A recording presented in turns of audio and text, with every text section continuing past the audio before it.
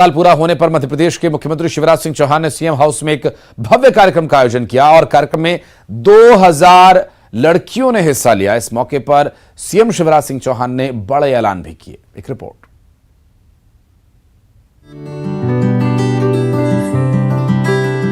मंगलवार को सूबे की लाडली बेटियों से सीएम हाउस गुलजार हो गया। रौनक देखते ही बन रही थी। दरअसल ये खास मौका था मध्य प्रदेश की सबसे सफल योजनाओं में से एक लाडली लक्ष्मी योजना के 16 साल पूरे होने का।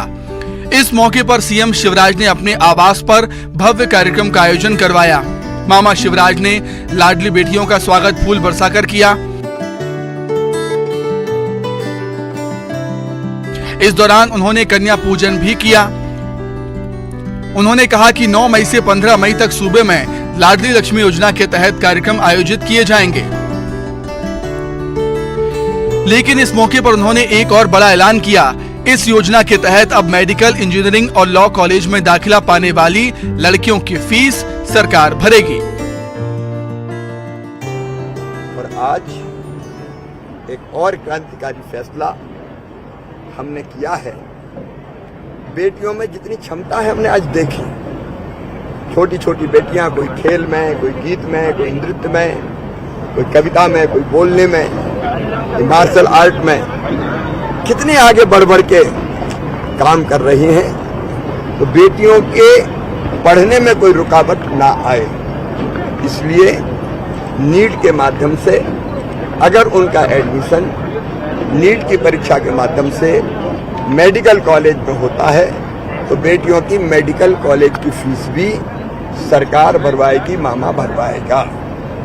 चिन्हित इंजीनियरिंग कॉलेज की फीस क्लैट के माध्यम से नेशनल कॉलेज में होते हैं या फिर आईआईटी वगैरह में होता है, तो इन बेटियों की फीस हम भरवाएंगे। इस मौके पर सीएम शिवराज सिंह चौहान ने कहा, ये लाडली लक्ष्मी योजना का प्रभाव है कि आज प्रदेश में 1000 बेटों पर 956 बेटियों का जन्म हो रहा है। दरअसल ये एक बड़ी हकीकत भी है। मध्य प्रदेश में एक समय था जब बेटी के पैदा होने पर माता पिता के चेहरे पर चिंता की लकीरें छा जाती थी, लेकिन आज स्थिति एकदम उलट है। आज बेटी के पैदा होने पर जश्न मनाया जाता है। स्थितियों को पलटने और लोगों की मानसिकता को बदलने लाडली लक्ष्मी योजना ने बड़ी भूमिका निभाई है।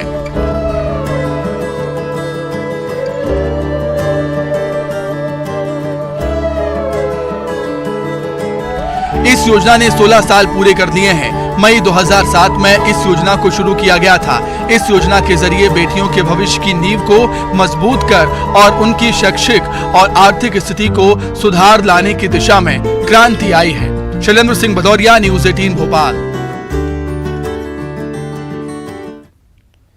एनसीपी सुप्रीमो शरद पवार ने मंगलवार को बड़ा सियासी विस्फोट कर दिया।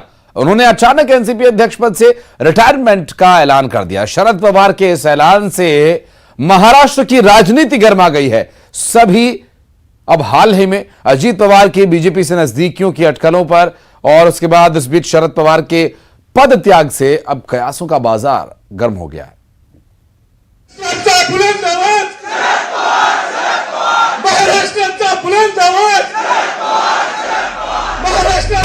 2024 आम चुनाव से पहले एनसीपी सुप्रीमो शरद पवार ने एक सियासी गुगली फेंकते हुए दिल्ली से लेकर महाराष्ट्र तक सनसनी मचा दी। महाराष्ट्र और देश की राजनीति के बड़ी शख्सियत शरद पवार ने बाउंसर फेंकते हुए कहा कि वे पार्टी अध्यक्ष पद से इस्तीफा देने जा रहे हैं। राष्ट्रवादी कांग्रेस पक्षाच्या अध्यक्षपदावर निवडणूक व्हायचा निर्णय आज घेतलेला आहे।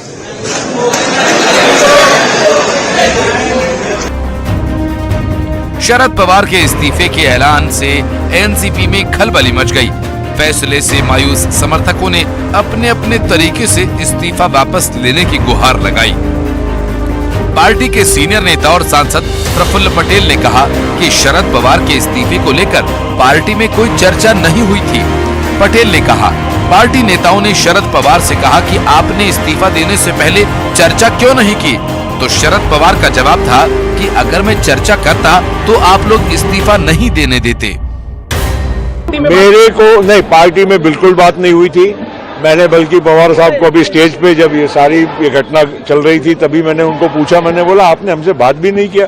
तो बोले मैंने अगर बात किया होता तो आप लोग हाँ बोलते क्या मुझे? तो ऐसा भी उन्होंने मुझे मतलब बोला। खैर वो बात जो भी है, हम लोग बहुत मतलब जिसको कहते हैं कि परेशान है, दुखी है। शरद पवार के इस्तीफे के बाद सुप्रिया सुले, अजीत पवार और पार्टी के दूसरे बड़े नेता प्रदर्शन कर समर्थकों को समझाते नजर आए। अजीत पवार ने कहा कि शरद पवार का आशीर्वाद हमें मिलता रहेगा, आप लोग उन्हें फिर से कमान संभालने की गुजारिश न करें।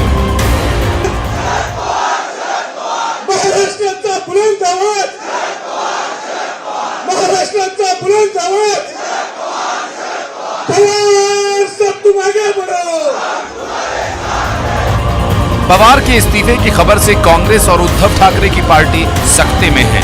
पवार महाराष्ट्र की महाविकास अघाड़ी के कर्ता धर्ता थे।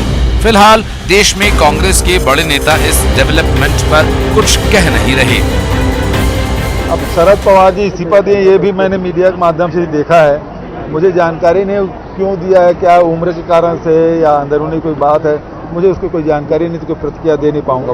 वैसे बहुत ही वरिष्ठ राजनेता हैं, मुख्यमंत्री रहे, केंद्रीय मंत्री रहे, बड़ा उसके समकालीन कम ही देश में अब राजनेता बचे हैं जो राजनीति में सक्रिय हैं, और अभी भी वो सक्रिय हैं, लेकिन किन कारणों से दिया वो स्पष्ट नहीं है, और इसलिए मैं उसके बारे में कुछ कह नहीं पाऊंगा।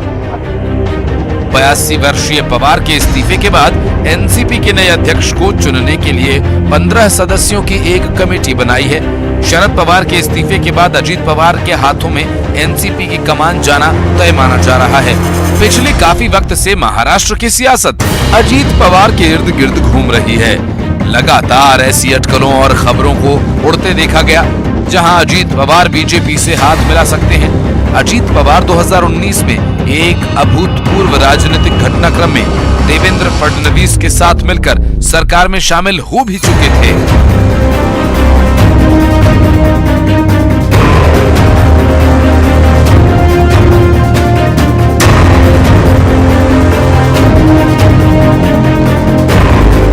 अजीत पवार सुप्रिया सुले से 10 साल बड़े हैं और जमीन पर काफी सालों से काम कर रहे हैं। सुप्रिया सुले की राजनीति दिल्ली की रही है और राजनीतिक विश्लेषकों का ये मानना है कि अजीत को अगर एनसीपी की कमान मिलती है तो पार्टी टूटने से बच जाएगी। अजीत पवार खुद नेता रहेंगे और उन पर पार्टी को आगे बढ़ाने का दबाव भी रहेगा। बहरहाल ये देखने वाली बात होगी कि महाराष्ट्र की राजनीति अब किस ओर जाती है। Bureau report, news 18। Film the Kerala story भले ही 5 मई को रिलीज हो रही है, लेकिन इसके ट्रेलर ने टशन और टेंशन दोनों ही बढ़ा दी है। राजनीति को मौका मिल गया है और फिल्म की रिलीज से पहले ही इसकी चर्चा शुरू हो गई है।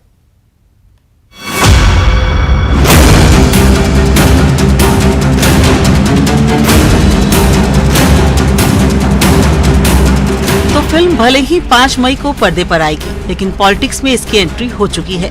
ट्रेलर देखकर फिल्म समझ जाने वाले घनघोर बुद्धिमानों से लेकर राजनेता तक इसे लेकर आरोप प्रत्यारोप शुरू कर चुके हैं।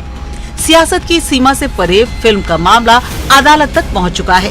पहले अपडेट जान लीजिए कि फिल्म पर रोक लगाने का मामला सुप्रीम कोर्ट तक पहुँच गया है, जिस पर जज जस्टिस KM जोसेफ ने साफ कर दिया कि या तो हाई कोर्ट जाइए या सुप्रीम कोर्ट के चीफ जस्टिस के पास रखें। अदालत ने साफ किया है कि फिल्म की रिलीज को चुनौती देना उचित उपाय नहीं है। 5 महीने पहले केरला स्टोरी का एक टीजर भी आया था, जिसने ध्यान तो खींचा लेकिन विवाद की जड़ नहीं बना सका। लेकिन ट्रेलर के रिलीज होते ही पिक्चर पर पंगा शुरू हो गया।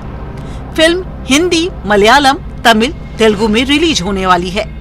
विपुल शाह और सुदीप्त सेन की इस फिल्म का ट्रेलर शालिनी उन्नीकृष्णन से शुरू होता है, फिर हिंदू से होता हुआ ब्रेन वॉश, लव जिहाद, हिजाब और ISIS तक जाकर पहुंचता है। लेकिन सबसे ज्यादा पंगा फंसा है ट्रेलर में किए गए इस दावे पर कि ये कहानी केरल की 32,000 लापता लड़कियों की है। देखिए, उसमें ये कहा जा रहा है कि करीबन 32,000 महिलाएं यहाँ से कन्वर्ट हुई और ISI गई। भारत सरकार से जब पूछा जाता है RTI द्वारा पार्लियामेंट में क्वेश्चन डाला तो भारत सरकार खुद कहती है कि करीबन 100-125 से ज्यादा हिंदुस्तानी ISI नहीं गए हैं। तो जब खुद भारत सरकार कह रही तो या तो फिल्म झूठी है या भारत सरकार झूठी है। बीजेपी ने ट्रेलर से मिले मौके को भुनाना शुरू कर दिया है। कांग्रेस के साथ साथ केरल सरकार भी निशाने पर है। गजब की बात है, राहुल गांधी हो या कांग्रेस हो या ये कम्युनिस्ट सेक्युलर नेता, जब इस प्रकार की महिलाओं को लव जिहाद के नाम से जब उनके ऊपर अत्याचार होता है, प्रलोभन दे के मिडल ईस्ट ले जाते हैं और वहां से महिला वापस आती ही नहीं है, कुछ लोगों को टेररिज्म की ओर ले जाते हैं, उस समय पर इन लोगों की बोलती बंद होती है। तो मैया इससे भी 2 कदम आगे जाकर साफ कर चुके हैं कि उन्होंने तो महाराष्ट्र के मुख्यमंत्री एकनाथ शिंदे और उप मुख्यमंत्री देवेंद्र फडणवीस से भी बात की है। इस पूरे मामले पर सुप्रीम कोर्ट सुनवाई करे तो वो चीफ जस्टिस के सामने इस पूरे मामले की मांग उठा सकते हैं। बहरहाल आज फिलहाल इस पूरे फिल्म की रिलीज को लेकर जो अर्जी दाखिल की गई थी उस पर किसी भी प्रकार से कोई राहत सुप्रीम कोर्ट ने नहीं दी। हालांकि उनके वकील कपिल सिब्बल के मुताबिक वो कल दोबारा चीफ जस्टिस के सामने इस पूरे मामले को उठाएंगे। देखना बेहद अहम होगा कि अगर कल इस पूरे मामले को लेकर याचिका दोबारा चीफ जस्टिस के सामने उठाई जाती है इस पूरे फिल्म के रिलीज पर रोक लगाने को लेकर, तो देश की सबसे बड़ी अदालत इस पूरे मामले पर क्या कुछ अहम आदेश जारी करती है। इससे पहले केरल के मुख्यमंत्री विजयन और सांसद शशि थरूर अपने हिस्से की नाराजगी जाहिर कर चुके हैं। ये भी तय है कि आने वाले समय में फिल्म थिएटर से ज्यादा बाहर चर्चा का विषय बनने वाली है। Bureau report, news 18।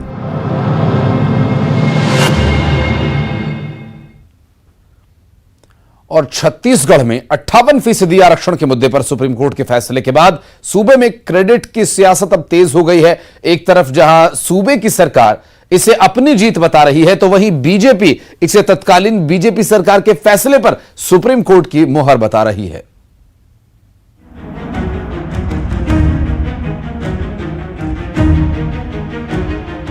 आरक्षण पर सुप्रीम कोर्ट के फैसले के बाद छत्तीसगढ़ में क्रेडिट लेने की होड़ मची है। सोमवार को देश की सर्वोच्च अदालत ने छत्तीसगढ़ में 58% आरक्षण पर लगी रोक को हटा दिया था। इसके साथ ही इसी आरक्षण के आधार पर भर्ती और प्रमोशन के निर्देश भी दिए गए हैं। सुप्रीम कोर्ट के इस फैसले से राज्य की सरकारी नौकरियों में भर्ती, प्रमोशन और शिक्षण संस्थाओं में प्रवेश का रास्ता साफ हो गया है। इससे पहले बिलासपुर हाईकोर्ट ने इसे असंवैधानिक बताते हुए 58% आरक्षण को खारिज कर दिया था, जिसे सुप्रीम कोर्ट ने पलट दिया है। लेकिन सुप्रीम कोर्ट के इस बड़े फैसले के बाद सूबे में सियासत तेज हो गई है। बीजेपी और कांग्रेस में क्रेडिट लेने की होड़ मची हुई है। बीजेपी का दावा है कि तत्कालीन बीजेपी सरकार ने 2011 में 58% आरक्षण लागू किया था, लेकिन कांग्रेसियों ने आदिवासियों के 32% आरक्षण पर रोक लगवा दी थी। बीजेपी का कहना है कि कोर्ट का फैसला बीजेपी की वैचारिक जीत है।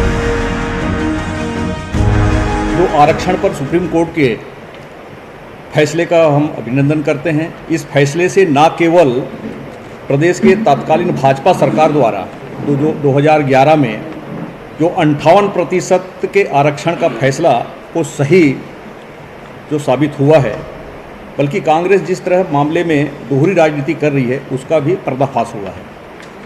भाजपा शासनकाल में लागू आदिवासियों के 32% आरक्षण पर कांग्रेसियों द्वारा लगवाई गई रोक को सुप्रीम कोर्ट ने हटा दिया है, या भाजपा की वैचारिक जीत है। सुप्रीम कोर्ट के फैसले पर अपनी पीठ थपथपा रही बीजेपी को सीएम भूपेश बघेल ने निशाने पर लिया।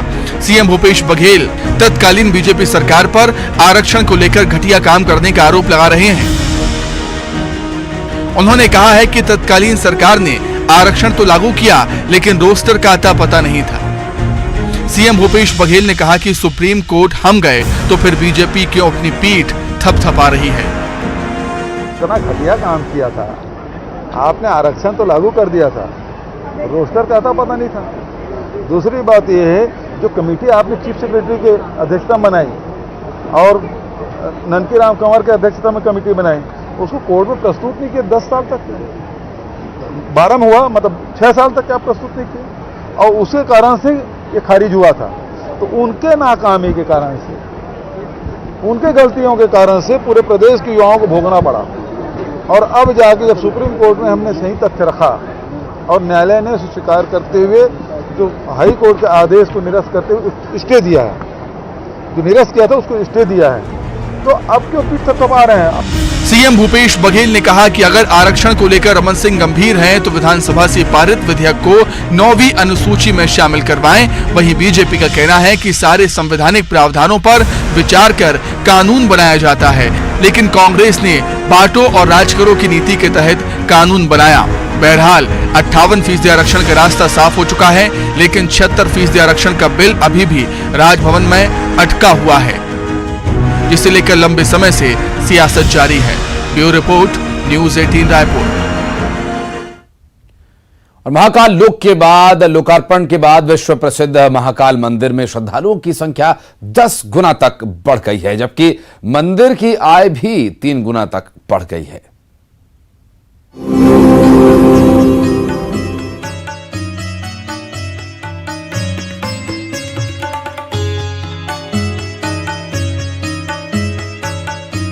उज्जैन स्थित विश्व प्रसिद्ध श्री महाकालेश्वर मंदिर देश के 12 ज्योतिर्लिंगों में से एक महाकाल मंदिर में यूं तो हमेशा भक्तों का तांता लगा रहता है, लेकिन जब से अलौकिक अद्भुत महाकाल लोक का निर्माण हुआ है, श्रद्धालुओं की संख्या के साथ ही मंदिर की आय में भी कई गुना बढ़ोतरी हुई है। पीएम मोदी ने 11 अक्टूबर 2022 को महाकाल लोक का लोकार्पण किया था।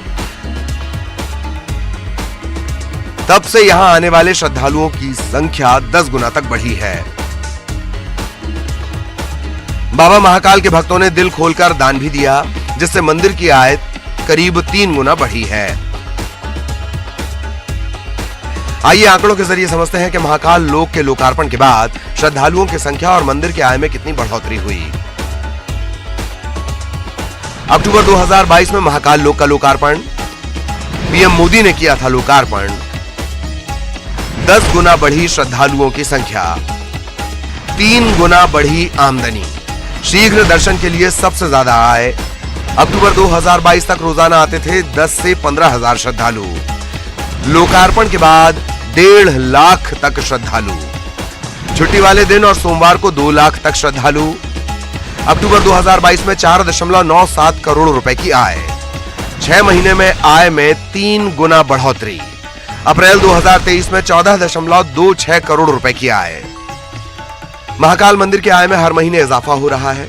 अगर 2022 से तुलना करें तो इस साल हर महीने मंदिर की आय में बढ़ोतरी हो रही है।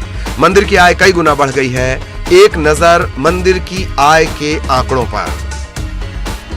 सितंबर 2022 में 4.97 करोड़ रुपए, जनवरी 2023 में 7.54 करोड़ रुपए, फरवरी 2023 में 8.48 करोड़ रुपए, मार्च 2023 में 10.58 करोड़ रुपए, अप्रैल 2023 में 14.26 करोड़ रुपए।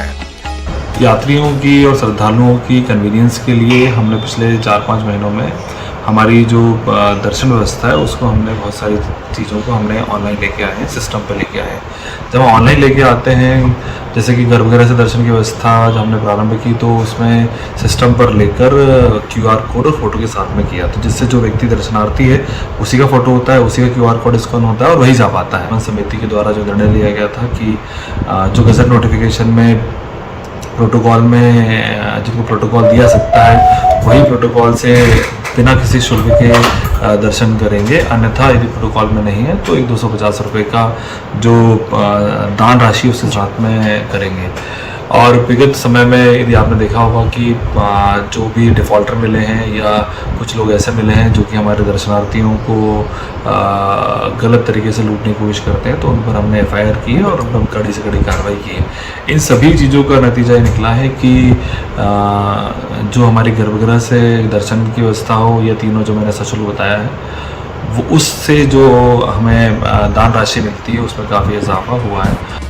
महाकाल मंदिर के प्रशासक संदीप सोनी बताते हैं कि महाकाल लोक के लोकार्पण के बाद दर्शनार्थियों की संख्या काफी बढ़ी है। इसके साथ ही दान राशि में बढ़ोतरी हुई है। इनका कहना है कि मंदिर को मिलने वाला दान 60 से 70% तक बढ़ा है। महाकाल लोकार्पण के पश्चात बाबा महाकाल महालोक के लोकार्पण के पश्चात निश्चित रूप से दर्शनार्थियों की संख्या बहुत बढ़ी है उस जब दर्शनार्थी आते हैं तो दान पेटी में दान राशि लेके जाते हैं और उसमें भी लगभग 60-70% इंक्रीज हुआ है। लगभग ऑलमोस्ट 2.75 to 3 करोड़ रुपए वो दान राशि जो भेंट में दान पत्र में दान पेटी में आती है वो आने लगी है। तो विगत कुछ माह से महाकाल महालोक के लोकार्पण के पश्चात लोगों की संख्या में वृद्धि होने के साथ ही और ये जो सारे इनिशिएटिव्स और सारे लिए गए हैं तो उसका फ़ायदा ये हुआ है कि जो पहले हमारी मंथली यदि आय है वो लगभग 2-2.5-3 करोड़ रुपए हुआ करती थी, वो आज विगत में कुछ माह से वो 7-8 करोड़, अभी 9 करोड़ और इस माह हो सकता है कि वो 9.5-10 करोड़ तक वो बड़ी है। महाकाल लोक ऐसा अद्भुत धाम है जहां बाबा महाकाल के दर्शन कर भक्त खुद को धन्य समझते हैं। महाकाल लोक के निर्माण से श्रद्धालुओं की संख्या बढ़ी है जिससे मंदिर की आय में काफी बढ़ोतरी हुई है। अजय कुमार पटवा, न्यूज़ 18 उज्जैन। यहाँ एक छोटा सा ब्रेक, चल लौटते।